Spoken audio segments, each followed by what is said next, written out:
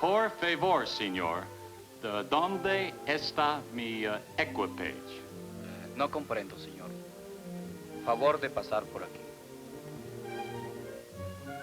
I was so sure I'd learned the right pronunciation.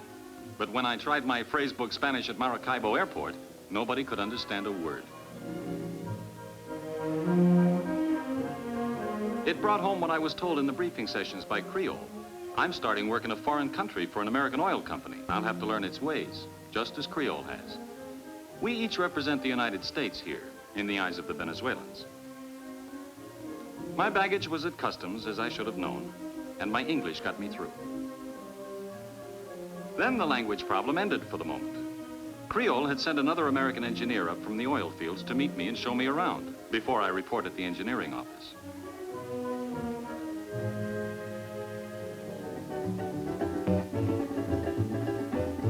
He gave me a regular guided tour of Maracaibo.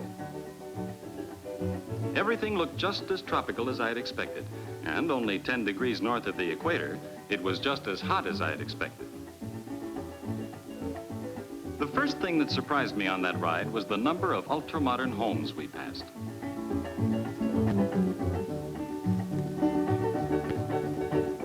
In other residential areas, I saw houses built in the old Spanish tradition.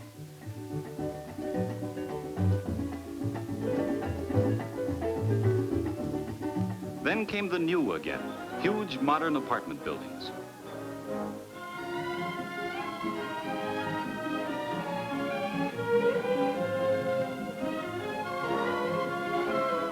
I almost felt I hadn't left home when we passed a big Sears Roebuck store.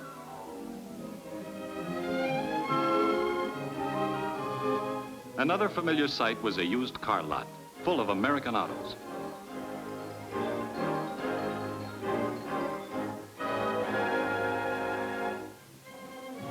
But the center of the city is Spanish, and you begin to realize that Maracaibo is almost 400 years old.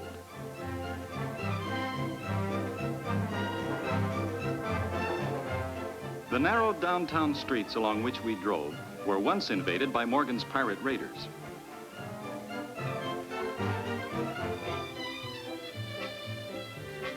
The contrast really hit me when we drove up to our hotel, just about the most modern one I've ever seen. It's a great introduction to a job in Venezuela, but it's only for one night.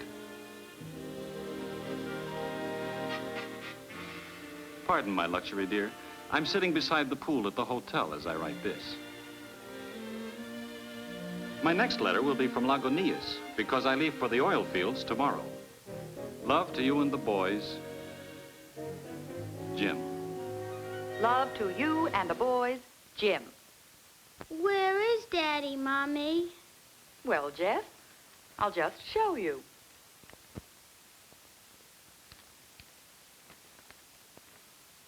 We're here in the United States. And Daddy is down here in Venezuela. He wrote the letter from Maracaibo. But by now, he's down here where the Lake Maracaibo oil fields are. That's where Daddy is working, Jeff. And when he finds a place for us to live, we're going down there, too. Dear Anne, Well, here I am at Lagunillas in the oil fields. My trip from Maracaibo started with a ferry ride across the neck of the lake, near the entrance from the Caribbean.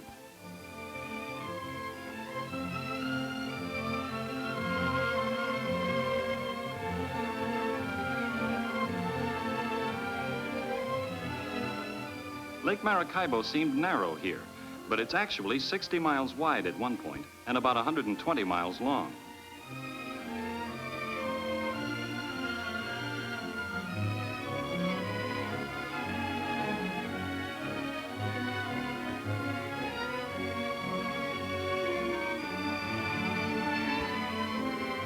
After leaving the ferry, the drive to Lagunillas took about an hour, most of it along a road built by Creole and the other oil companies back in the 30s.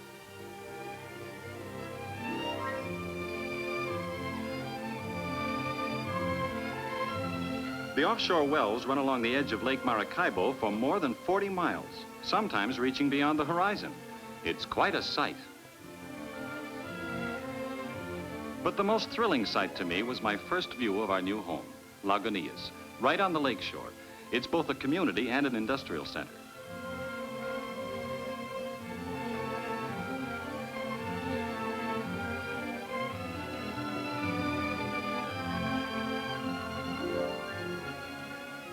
Part of my work will be in the office here, and part out on the lake, helping with supervision and planning for this portion of the oil field.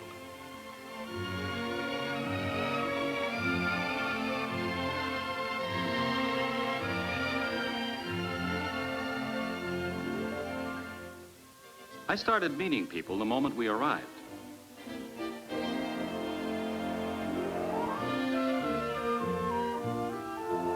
My first stop was at the administration building where I checked in at my office.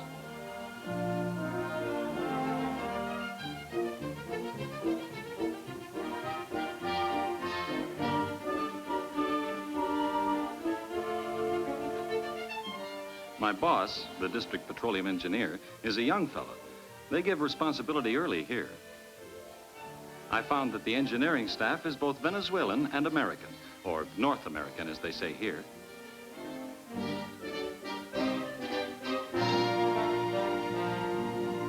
Then I spent the evening getting settled in my quarters. A long and lonely evening, dear, without you.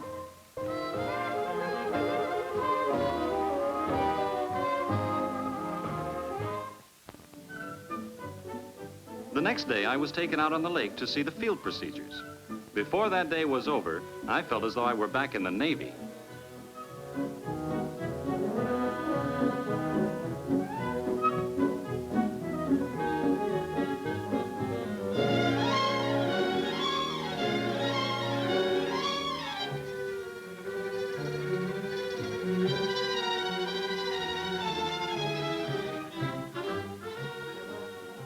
As we headed out into the lake, I saw that there was no open water ahead, just rows of oil wells.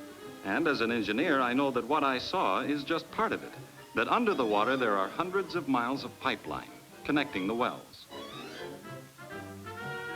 The wells form a geometrically exact pattern, carefully spaced, to tap the oil in the most efficient manner.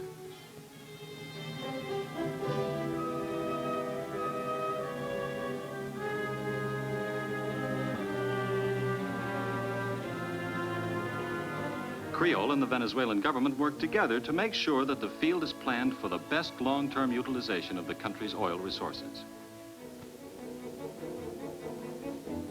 For example, a careful check is kept on the pressure of the gas, which forces most of the oil to the surface without pumping.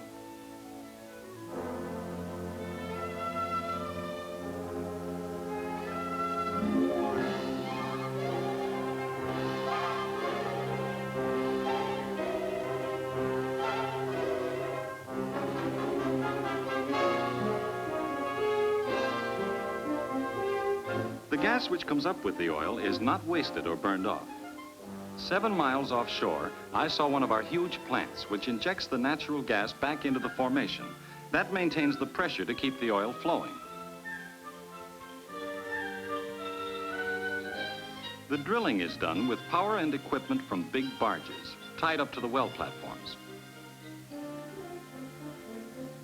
I'll be working on the barges a lot of the time, and I'll have to speak Spanish because 92% of Creole's employees are Venezuelan.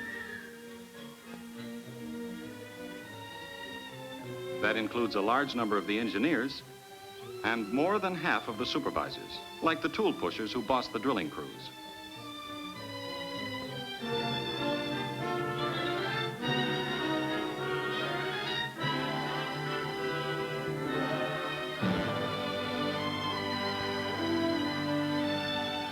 Practically all the skilled workers are Venezuelan, and with their housing and other benefits, they receive about as much as men doing identical jobs in the United States.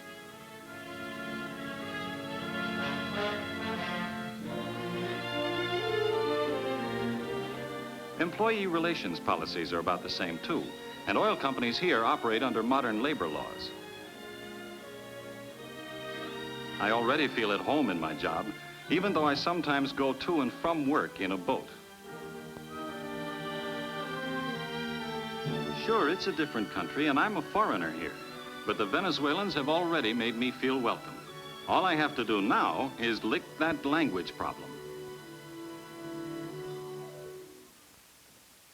Dear Anne and the boys, here's the latest news on our house. I've been looking over all the staff houses, and my favorite is the kind built high off the ground to let the breeze under, and incidentally provide a wonderful open-air playroom. They're completely shuttered with aluminum to keep out the daytime heat. I saw the interior of one house on Sunday when a Venezuelan employee invited me over. He's being transferred to a better job at Creole headquarters in Caracas, and I hope to get the house. His wife showed me all through it.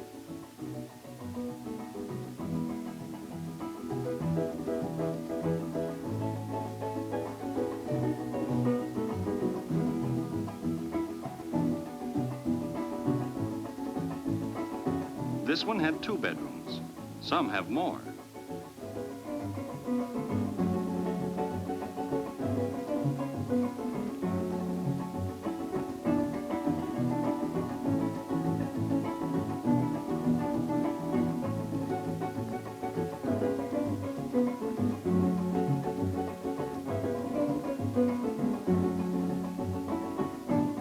I was pretty happy about the possibility, but it didn't work out. As luck would have it, the house has been assigned to another family who've been waiting some time, meanwhile living in one of the Quonset huts. And so that's how we happen to be moving into their Quonset hut on October 1st. I rushed right over to see it.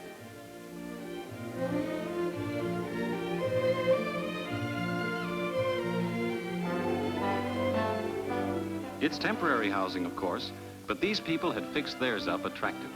We can do the same while we're waiting for one of the permanent houses.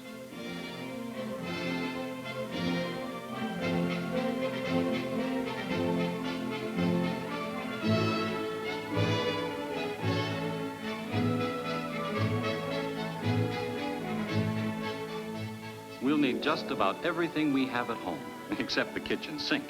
So you'd better start packing.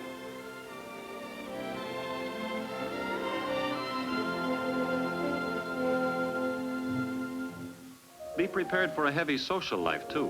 Everything from bridge parties at home to sports at the club.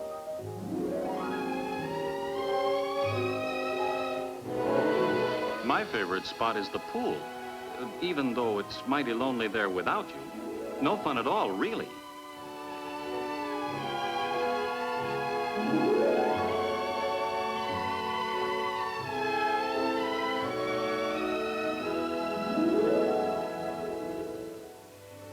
You asked about medical care. There's a Creole dispensary for both employees and dependents.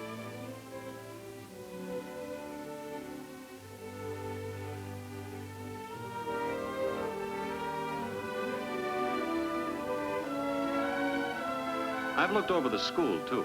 It's also maintained by the company. The principal is a North American, but education is in both English and Spanish. They try to make all the children bilingual. And Jeff will start learning Spanish in the 1st grade. Mike, ¿qué hacen los niños? Los niños juegan. ¿Dónde juegan los niños? Los niños juegan en el patio. Shirley, ¿con quién juegan los niños? Los niños jueguen con el amigos y el perro. Those kids made me feel a little ashamed of my Spanish, or lack of it. Everything I've described is inside the oil camp, but Creole is now trying to get away from the old idea of a company camp. Eventually, they want their people to live in regular towns, where that's possible. I saw some results of this new policy when I visited Creole's refinery at Amoy recently. We drove through the residential area, where many of the homes were built by private contractors, partially financed by the company.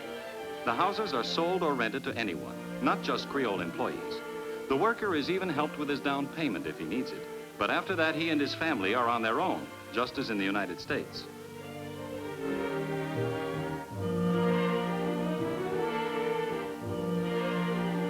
Instead of company commissaries, they have privately operated shopping centers. Some of them started with loans from Creole.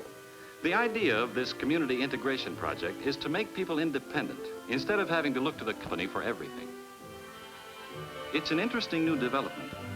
And speaking of new developments, Anne, I'm being sent for a month's study of Spanish in Caracas. That's where I'll be writing from next.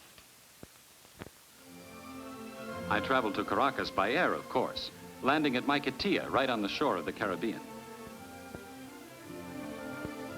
Then we started up through the mountains on one of the most remarkable highways in the world, the autopista.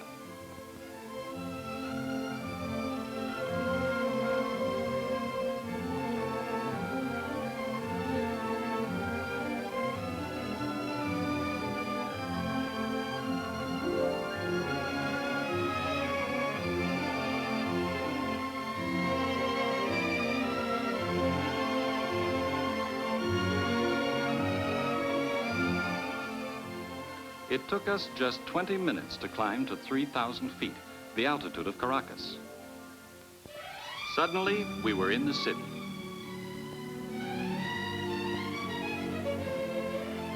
It's laid along a narrow valley just behind the coastal mountains.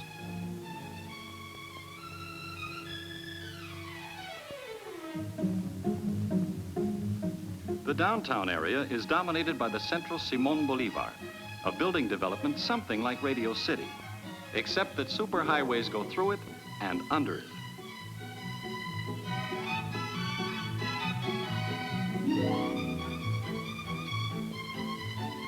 I had the driver take me for a ride around the city.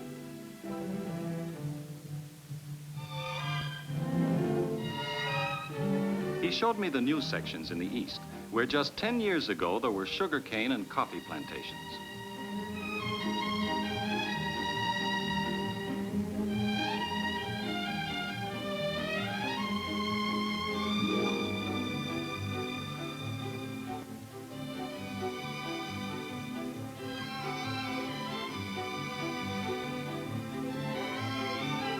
They use a tremendous amount of color on the buildings, sometimes just to vary the pattern.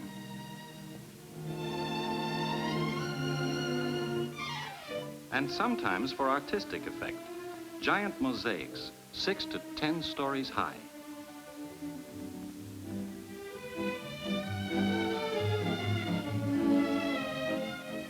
Some of the residential areas are almost futuristic. But others are so quiet and tranquil that you seem to be in another world.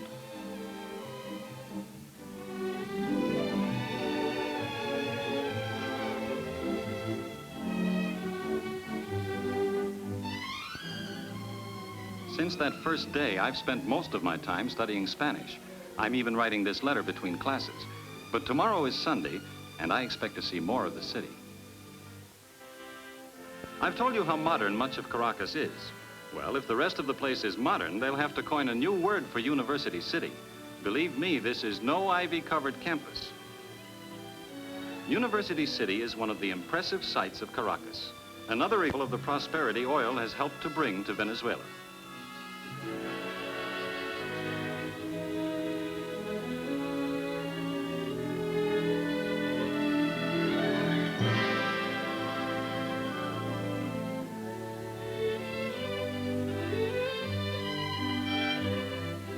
university isn't tucked away by itself.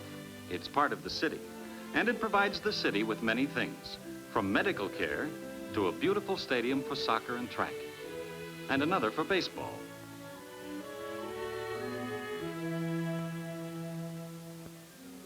The Caraqueños are especially proud of their low-rent housing projects. Huge apartment buildings in clusters on the hillsides. We have nothing like them at home. But some things are just like home. The new business sections, the shop windows filled with goods purchased in the United States,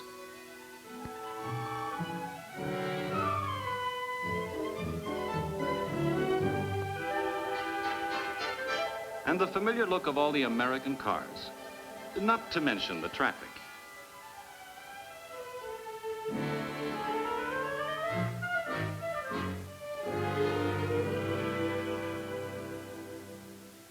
I've also seen some of the historic spots of Caracas, like Plaza Bolivar, the old Spanish square with the statue to the liberator, who led 6 South American nations to freedom. And Casa Natal, the birthplace and home of Simón Bolívar. The old colonial house is now a museum of Venezuelan history.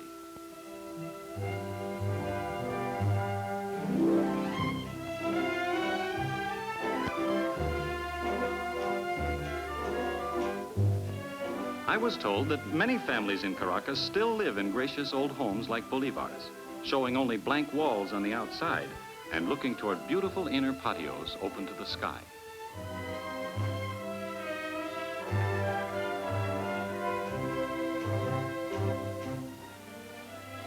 My Caracas life, for most of the past month, has centered on just one building, the Spanish school.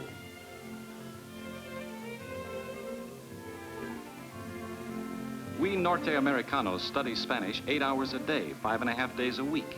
It's been hard work, but it's been worthwhile. Señor, ¿dónde trabaja usted? Yo trabajo en Lagunillas con la Creole Petroleum Corporation. Perfectamente bien, señor Moore. I'm really learning the language now.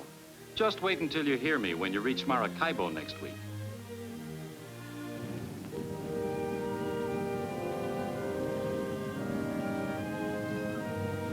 Atención, por favor.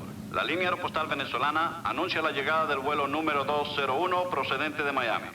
LAV, the Venezuelan airline announces the arrival of flight 201 from Miami.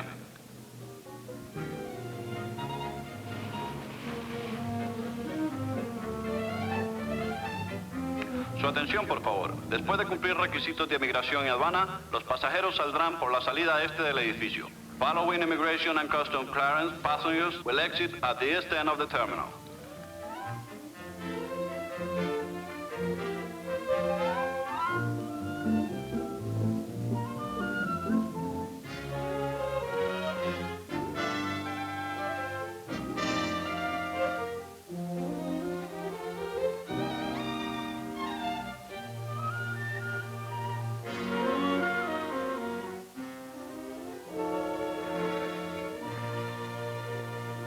Is this all? No, we have 2 more bags. Tenemos más equipaje. Wait, Jim. Tenemos maletas más. Una grande y una pequeña. La pequeña es mía. Oh, no. We've been studying Spanish too. Well, that's how it goes. You work hard to impress your family, and they end up telling the porter what luggage he has to find. It's good to have them here, though, and I'm looking forward to a good life with them during this assignment in Venezuela.